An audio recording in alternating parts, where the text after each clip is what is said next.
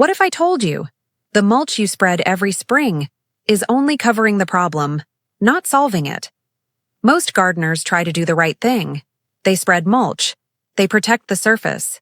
They follow what they have always been told, and mulch does help on the surface. It slows moisture loss. It keeps weeds down. But here is what mulch cannot do.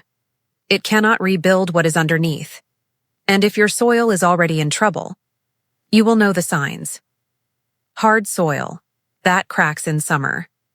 Water that pools, instead of soaking in.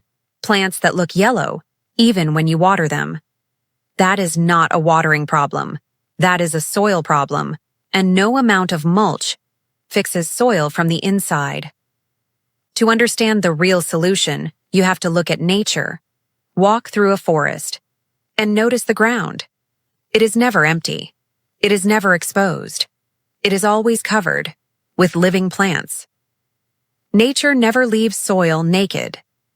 But in our gardens, we do. We clear the beds. We expose the soil, and slowly, it begins to suffer. The sun bakes the surface. Moisture escapes. The microbes that hold everything together begin to disappear. Without those microbes, your soil cannot feed your plants. It cannot hold water. It cannot breathe. So what does nature use to bring soil back to life? Living roots. When roots grow through soil, they release natural sugars, called exudates. These sugars feed billions of soil microbes. And those microbes rebuild the soil from within. They create tiny air channels. They bind soil particles together. They help roots find water and nutrients. This is what mulch alone can never give you. So which plants can do this for you? The first is crimson clover. It looks simple, but underground, it does something remarkable. It has a relationship with bacteria called rhizobia. These bacteria live on its roots and pull nitrogen directly from the air, storing it in the soil.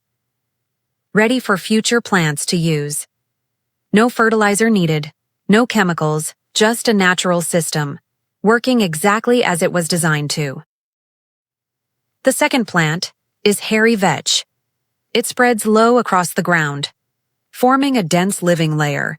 It blocks weeds, it protects moisture, it shields the soil from heat and heavy rain. Its deep roots break through compacted layers that water and air cannot easily reach, like a natural aerator, working silently beneath your feet. Alone, each plant helps. Together, they transform. Clover feeds the biology, vetch opens the structure, and as they grow together, your soil begins to change from the inside out. When spring arrives, do not pull them out, simply cut them at the surface. Leave everything in place. The cut stems become a natural mulch layer. The roots below break down slowly, feeding the microbes, opening new channels. Within a few weeks, you will begin to notice the difference. The soil becomes darker, softer, more open. When you push a finger into it, it gives. It does not crack. It does not resist. It feels alive, because it is. This is the difference between covering soil and restoring it. Mulch buys you time. Living plants give you a system that compounds. Better every season, without buying anything new. Here is a quick how-to plant this mix in early to mid-fall or in spring, if you live in a colder climate. For a home garden, use about 1 to 2 pounds of crimson clover and 1 to 2 pounds of hairy vetch for every 1,000 square feet. Mix the seeds together. Use the proper rhizobia inoculant, especially if this is your first time. Broadcast the seeds, or lightly rake them into the soil. Keep the area moist until the plants are established, and once you see your soil change, you will start looking at your garden differently, not as something to manage, but as something that responds. So tell me, does your soil show any of these signs? Hard soil, cracking soil, yellowing plants?